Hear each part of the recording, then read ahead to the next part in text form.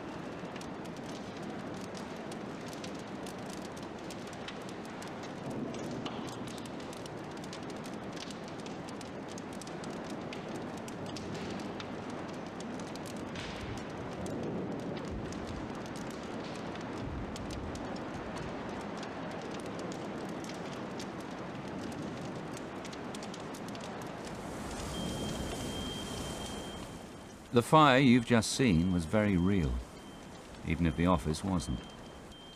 It involved materials which are typical of many offices. No special effects were used, and you saw everything in real time.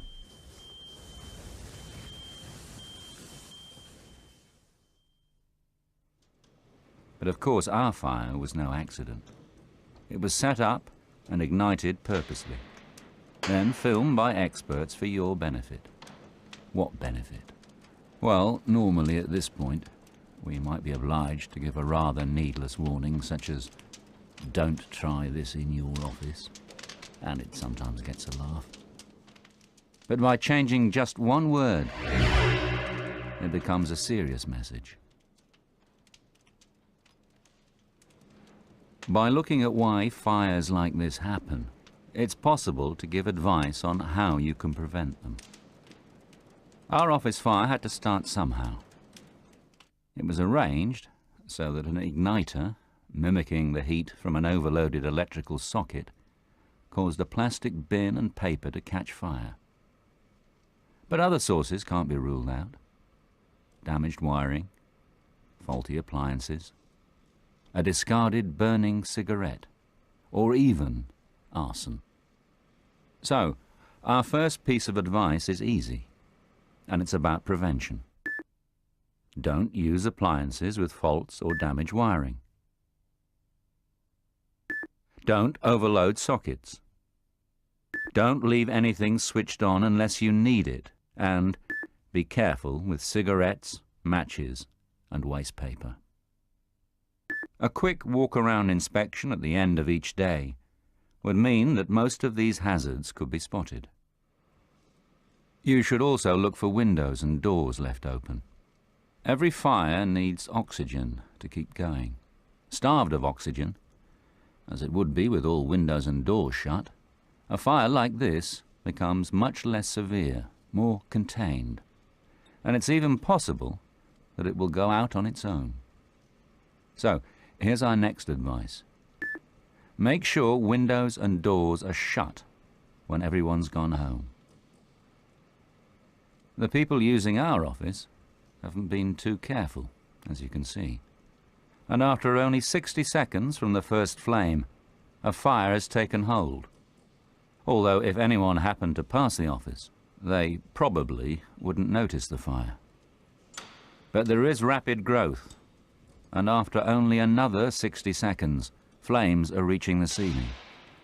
A passerby would easily see the fire, but is unlikely to be able to put it out. It's around this time that a fire or smoke detector would trigger. And this brings us to our next piece of advice. Make sure your office has detectors installed that not only have an alarm, but which are part of an automated system which calls the fire brigade. You can see by the speed and intensity of the fire how important early firefighting is, especially when you realize what's happening above our office. Flames have penetrated the ceiling tiles into the void above, where there may be other materials which could transmit the fire. The risk to other parts of the building, perhaps housing other businesses, is obvious. The potential for damage and loss, huge. It's still only 3 to 4 minutes since our fire started, and the severity of heat being generated can be seen by the smouldering and then spontaneous combustion of objects in the room. Watch the desktop. Flashover follows quickly. As flashover consumes everything in the room, it's appropriate to give our final piece of advice. And it's simply to remind you of good computer practice. Make regular backups of all your important data and store them somewhere else. If you are in any doubt, just consider this. Home Office records show that about 1/3 of businesses which experience a major disaster, including a fire, fail within a year. Which is where we came in. We asked you how you would feel if you knew a fire like the one you've just seen was going to mean the end of your job. Obviously, you'd feel pretty bad. But it doesn't have to happen. By taking on board the advice we've given you, you could be saving your job and the company. Are you up for it?